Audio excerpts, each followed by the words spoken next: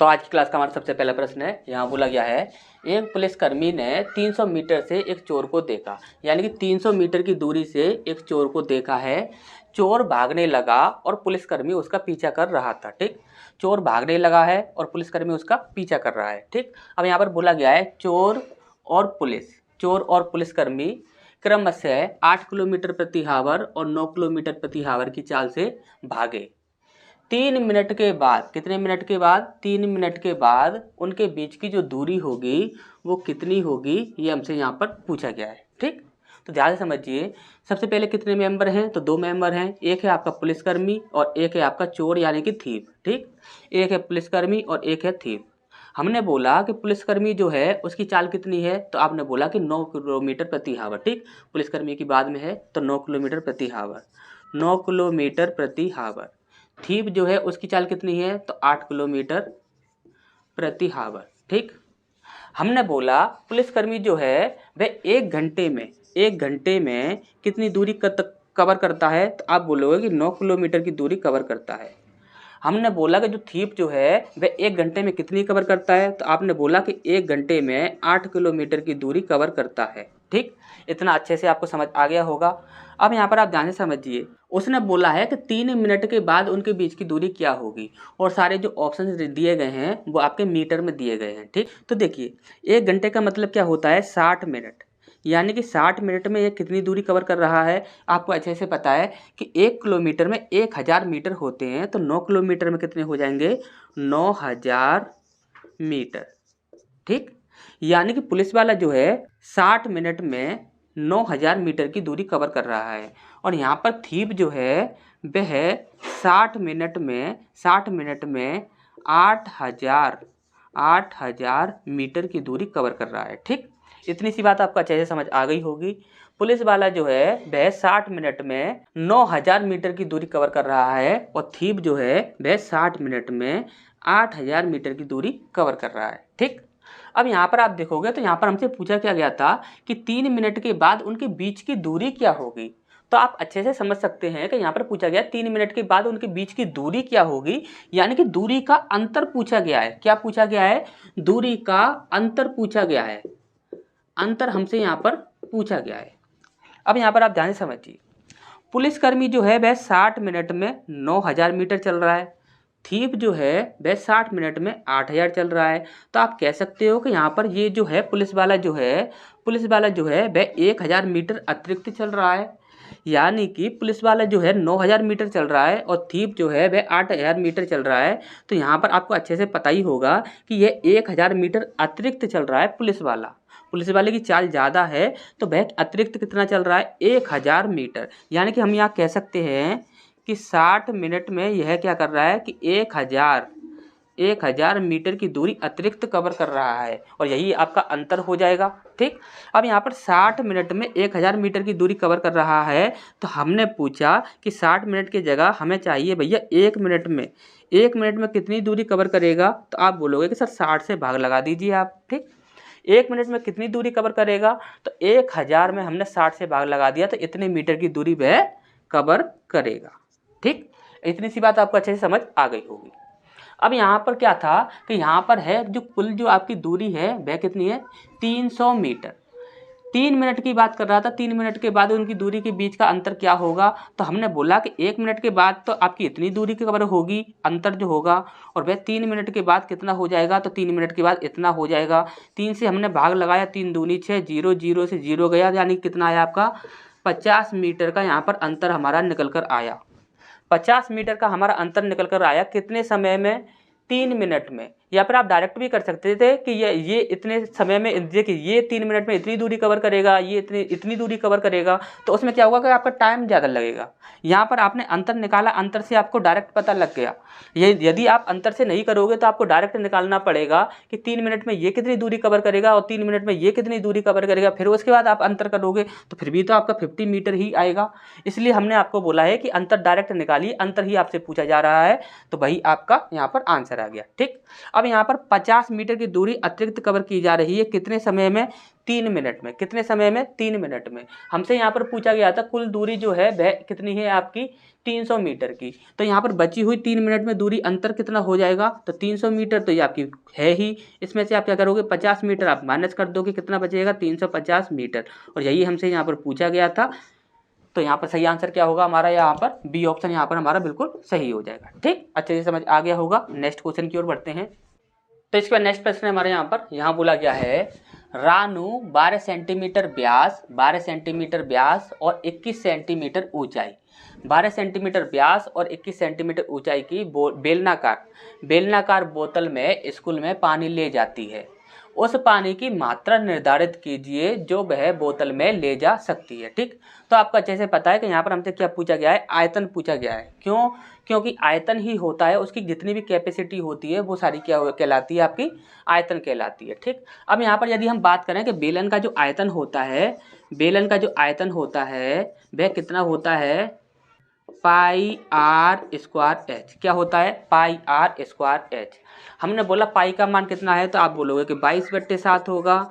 Are square यहाँ पर दिया गया है 12 सेंटीमीटर व्यास, और व्यास का आधा होता है आपका त्रिज्या, तो कितना हो जाएगा? 6 सेंटीमीटर। तो 6 गुणा 6, और ऊंचाई कितनी दी हुई है? 21 सेंटीमीटर। ठीक, अब यहाँ पर देखिए 7 या 21 हो जाएगा। अब यहाँ पर हमारा कितना बनता है? 22 गुणा 6 गुणा 6 गुणा 3। ठीक, अब यहाँ पर हम इकाई अंक देखें तो देखिए यहाँ पर क्या है? यहाँ पर 2 है, यहाँ पर 0 है, यहाँ पर 6 है, यहाँ पर 4 है, सबका अलग अलग इकाई अंक है। ठीक, तो यानी कि हम गुणा करने की हमें आवश्यकता नहीं है, हम सीधा इकाई अंक से ही आंसर निकाल सकते हैं।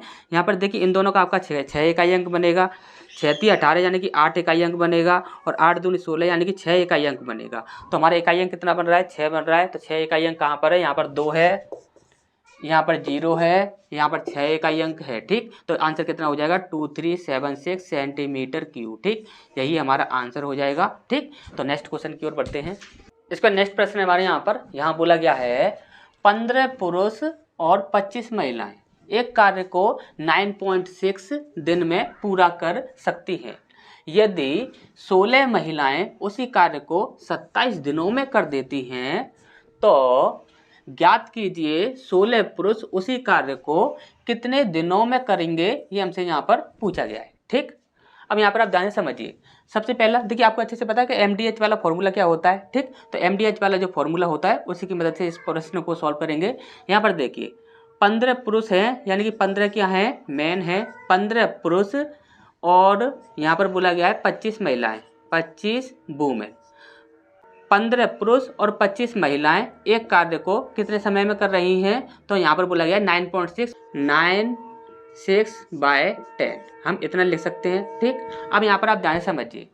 फिर उसके बाद क्या बोला गया है कि 16 महिलाएं उसी कार्य को 27 दिनों में कर देती हैं। उसी कार्य को 16 महिलाएं जो हैं वह उसी कार्य को कितने समय में कर देती हैं? 27 दिनों में कर देती हैं।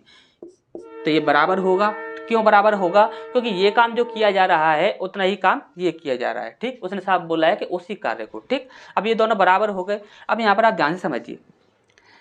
यहाँ पर हम देखें तो देखिए 16 6 96 होता है। ठीक, 2 से काट दीजिए, सॉरी 3 से काट दीजिए, 3 दूनी 6 और 3 नाम 27। ठीक, अब यहाँ पर आप देखोगे तो ये 2 का इंटू इसमें कर दीजिए, 15 दूनी 30 यानी कि 30 मैन प्लस 25 दूनी 50, 50 वुमेन, और इसके बाद डिवाइड 10 से। ठीक, इज इक्वल टू यहाँ पर कितना बचा आपका? 9 वुमेन। 9 वुमेन, 9 का हम इसमें इंटू कर देंगे तो यहाँ पर कितना आ जाएगा हमारा? तो यहाँ पर आ जाएगा हमारा 9 दारे 90 यानी कि 90 वुमेन। ठीक, अब यहाँ पर आप देखोगे तो यहाँ पर क्या है आपका? ये वुमेन है और ये आपका वुमेन है, यानी कि ये कितना बचेगा आपका? 40 वुमेन। ठीक, 40 वुमेन बराबर कितना हो जाएगा आपका? 30 मैन। 0 से 0 कैंसिल कर देंगे तो यहाँ पर W/M कितना हो जाएगा? तो W/M हो जाएगा 3/4। ठीक, अब अच्छे से समझ आ गया होगा। ये हमें जो मिला है ये क्या है? इनकी कैपेसिटी है। क्या है? कैपेसिटी। अब यहाँ पर हम इस प्रश्न को आज इजीली सॉल्व कर सकते हैं। कैसे कर सकते हैं? उसने बोला है कि 16 महिलाएं उसी कार्य को 27 दिनों में करती हैं। 16 महिलाएं जो हैं, 16 वुमेन जो हैं, वह किसी कार्य को 27 दिनों में करती हैं। तो वहाँ पर 16 पुरुष, 16 मैन उसी कार्य को कितने दिनों में करेंगे, ये हमसे यहाँ पर पूछा गया है। ठीक, अब यहाँ पर देखिए 16 इंटू वुमेन, वुमेन की यहाँ पर कैपेसिटी कितनी है, 3 है, 3 को इंटू कर देंगे 27 is equal to 16 into man की कैपेसिटी कितनी है, तो मैन की है आपकी 4, 4 गुणा डी। ठीक, अब यहाँ पर आप देखिए 16 से यहाँ पर 16 कैंसिल हो जाएगा और इसके बाद हम देखेंगे तो कितना हो जाएगा, तो ये हमें इंटू करना होगा। तो यहाँ पर 7 × 21 की 1 हासिल लगी 2 और 3 दूनी 6 7 8 यानी कि 81/4 कितने दिनों में करेंगे ये हमें पता लग जाएगा। तो यहाँ पर देखोगे 4 का 20 में यदि हम इंटू करते हैं तो हमारा कितना आ जाता है, 80 आ जाता है। तो यहाँ पर देखिए 20 आना चाहिए, 20 कहाँ पर आ रहा है, तो देखिए 20 यहाँ पर आ रहा है, तो 20.25 यही हमारा सही आंसर हो जाएगा। ठीक, तो नेक्स्ट क्वेश्चन की ओर बढ़ते हैं। इसका नेक्स्ट प्रश्न है हमारे यहाँ पर, यहाँ बोला गया है एक स्कूल में लड़कों की संख्या का लड़कियों की संख्या से, लड़कों की संख्या का लड़कियों की संख्या से अनुपात जो है वो कितने दिया हुआ है, 11:15 है। यदि स्कूल में लड़कों की तुलना में लड़कियों की संख्या 200 अधिक है। अब इस प्रकार से जब कभी बोला जाता है कि अधिक या कम, तो आपको अच्छे से पता है कि वो क्या होता है, अंतर होता है। ठीक, तो उस स्कूल में लड़कों की संख्या कितनी होगी, लड़कों की संख्या कितनी होगी, ये हमसे यहाँ पर पूछा गया है। ठीक, अब यहाँ पर देखिए एक है आपका बॉयज और एक है आपका गर्ल्स। ठीक, अब यहाँ पर आप देखोगे तो जो रेशियो जो है वो किस प्रकार से दिया है, लड़कों की संख्या का लड़कियों की संख्या से, यानी कि पहला जो रेशियो है वह लड़कों का है और उसके बाद लड़कियों का है। ठीक, अब यहाँ पर हमसे बोला गया है कि उनका अंतर कितना है, 200 अधिक है। 200 अधिक बोला जाए, 200 कम बोला जाए, इस प्रकार से अधिक या कम बोला जाता है तो वह क्या होता है, अंतर होता है। तो यहाँ पर देखेंगे तो इनका जो अंतर है वो कितना है, 4, यानी कि 4 रेशियो की वैल्यू कितनी है आपकी, 200। तो एक रेशियो की वैल्यू कितनी हो जाएगी, 4 पंजे 20 यानी कि 50। हमसे पूछा गया था कि लड़कों की संख्या कितनी होगी, तो लड़कों का रेशियो कितना है, 11।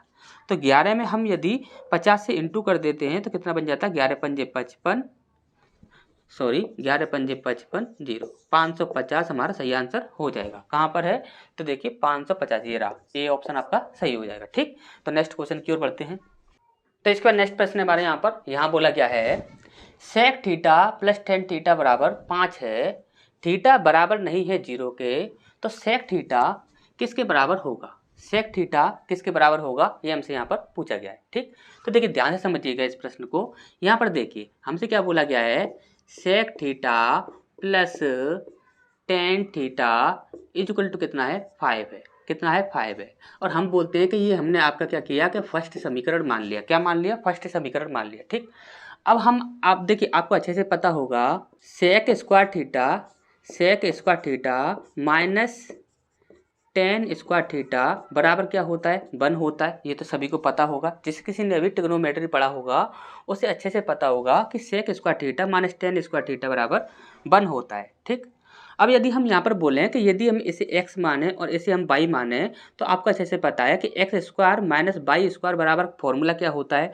तो आपको अच्छे से पता है कि वो फॉर्मूला क्या होता है, एक ब्रैकेट में x प्लस वाई और दूसरे ब्रैकेट में x माइनस वाई। ठीक, तो इसी प्रकार से हम इसे रख सकते हैं, यानी कि हम क्या कर सकते हैं कि sec theta plus tan theta, एक ब्रैकेट में प्लस में रख दिया और दूसरे ब्रैकेट में sec theta minus tan theta. ठीक, दूसरे ब्रैकेट में हमने माइनस में रख दिया और इक्वल टू क्या है, 1 है। ठीक, ये दोनों एक ही कंडीशन है। ठीक, अब यहाँ पर आप देखोगे तो यहाँ पर क्या है, sec theta plus tan theta बराबर क्या है आपका 5 है। Sec theta plus tan theta बराबर यदि हम यहाँ पर 5 रखते हैं तो आप क्या यहाँ पर कह सकते हो कि यहाँ पर sec theta minus tan theta बराबर आपका यहाँ पर 1 है। तो यहाँ पर यदि हम इसे यदि 5 रखते हैं तो यहाँ पर ये इंटू में होगा और इंटू में होगा तो 5 क्या होगा, नीचे चला जाएगा, वो भाग में चला जाएगा। ठीक, ये आप कह सकते हो कि sec theta minus tan theta बराबर क्या होगा, 1/5। और इसे हमने क्या किया कि इसे हमने सेकंड समीकरण मान लिया। क्या मान लिया, सेकंड समीकरण। अब यदि हम इन दोनों समीकरणों को ऐड करते हैं, क्या करते हैं, ऐड करते हैं, तो यहाँ पर क्या बनता है, तो देखिए फर्स्ट है आपका sec theta plus tan theta बराबर 5 और यहाँ पर है आपका sec theta minus tan theta बराबर 1/5। ठीक, यही दिया हुआ है। अब यहाँ पर आप देखिए, अब इसे आप यदि ऐड करते हो तो यहाँ पर आप देखोगे तो टेन थीटा, ये प्लस है ये माइनस है, ये तो आपका इसमें कैंसिल हो ही जाएगा। यहाँ पर हो जाएगा आपका 2 सेक थीटा, क्या हो जाएगा 2 सेक थीटा, और 2 सेक थीटा की वैल्यू कितनी है यहाँ पर 5 + 1/5, ये हो जाएगा। यहाँ पर देखोगे तो यहाँ पर ऑप्शन जो है यहाँ पर जोड़ा नहीं है, डायरेक्ट रखा हुआ है। तो देखिए डायरेक्ट ही हम इसी प्रकार से रख लेते हैं। अब देखिए सेक थीटा बराबर इतना है, तो क्या आप ये कह सकते हो कि सेक थीटा बराबर आपका कितना होगा 5 + 1/5, और इसके साथ हमें क्या करना होगा 2 से इसे डिवाइड करना होगा, और डिवाइड करना होगा तो 1/2 इस प्रकार से हम रख सकते हैं। तो यहाँ पर कितना हो जाएगा 1/2 ब्रैकेट के अंदर 5 + 1/5, ठीक। तो यहाँ पर देखिए ये रहा आपका आंसर, ठीक। तो ये आपका बिल्कुल सही आंसर हो जाएगा, ठीक। तो नेक्स्ट क्वेश्चन की ओर बढ़ते हैं। इसका नेक्स्ट प्रश्न हमारे यहाँ बोला गया है ज्ञानेंद्र और अरविंद की आयु का जो अनुपात है वो कितना है आपका 6:5, ठीक। यदि उनकी आयु का योग कितना दिया हुआ है 55 वर्ष, योग 55 वर्ष है, तो अब से 7 वर्ष बाद उनकी आयु का अनुपात क्या होगा, ये हमसे यहाँ पर पूछा गया है, ठीक। तो काफ़ी इजी प्रश्न है। यहाँ पर एक है आपका ज्ञानेंद्र, यानी कि हम इसे जी बोल सकते हैं, और एक है आपका अरविंद, इसे ए बोल सकते हैं। ज्ञानेंद्र और अरविंद की आयु का जो अनुपात है वो कितना है 6:5, और उनका योग कितना है 55, यानी कि 6 और 5 कितना हो गया 11, यानी 11 रेशियो की वैल्यू कितनी है आपकी 55, तो 1 रेशियो की वैल्यू कितनी है आपकी 5, ठीक। अब पूछा गया है कि 7 वर्ष बाद उनकी आयु का अनुपात क्या होगा। तो यहाँ पर इनकी आयु कितनी है वो देख लेते हैं। तो 6 × 5 = 30, यानी कि इसकी कितनी है 30 वर्ष, ठीक। और इसके बाद यदि हम यहाँ पर अरविंद की बात करें तो उसकी है 25, यानी कि 25 वर्ष, ठीक। अब यहाँ पर पूछा गया है कि 7 वर्ष बाद उनकी आयु का अनुपात कितना हो जाएगा। तो ये हो जाएगा आपका 37, अब ये हो जाएगा आपका 32। अब यहाँ पर इनकी रेशियो बनाएंगे तो देखिए ये किसी भी एक संख्या से डिवाइड नहीं हो रहे हैं, तो रेशियो कितना हो जाएगा 37:32। तो 37:32 कहाँ पर है, तो देखिए बी ऑप्शन है, ये आपका बिल्कुल सही हो जाएगा। रेशियो किसका पूछा गया था, तो ज्ञानेंद्री और अरविंद की आयु का अनुपात इतना है, यदि उनकी आयु का योग इतना है तो वहाँ पर उनकी आयु का अनुपात कितना होगा 7 वर्ष बाद, यानी कि ज्ञानेंद्र और अरविंद, इनका डायरेक्ट ही पूछा गया था, उल्टा सीधा नहीं पूछा गया था, ठीक। तो नेक्स्ट क्वेश्चन की ओर बढ़ते हैं। इसका नेक्स्ट प्रश्न हमारे यहाँ बोला गया है दी गई आकृति में जी वृत्त का केंद्र है। जी क्या है, वृत्त का केंद्र है। ये जो जी है ये वृत्त का केंद्र है। यदि कोण ए जी बी जो है वह कितना है आपका 132 डिग्री है, तो कोण ए सी बी क्या होगा, ठीक। तो आपको अच्छे से पता है जब कभी यदि यहाँ पर केंद्र की बात की जा रही है, किसकी बात की जा रही है, केंद्र की बात की जा रही है।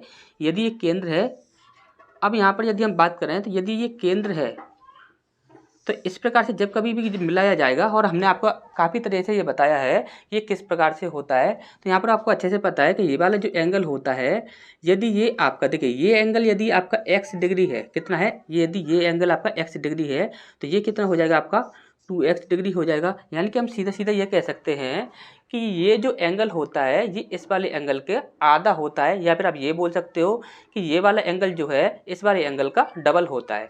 तो यानी कि हमसे ये वाला एंगल पूछा गया है ए सी बी, ये वाला एंगल क्या हो जाएगा, तो कोण ए सी बी ये क्या हो जाएगा 132 का आधा हो जाएगा। आधा कितना हो जाएगा 2 × 12 और 2 × 12 यानी कि 66 डिग्री हो जाएगा, और यही हमारा आंसर होगा। तो कहाँ पर है देखिए 66 डिग्री।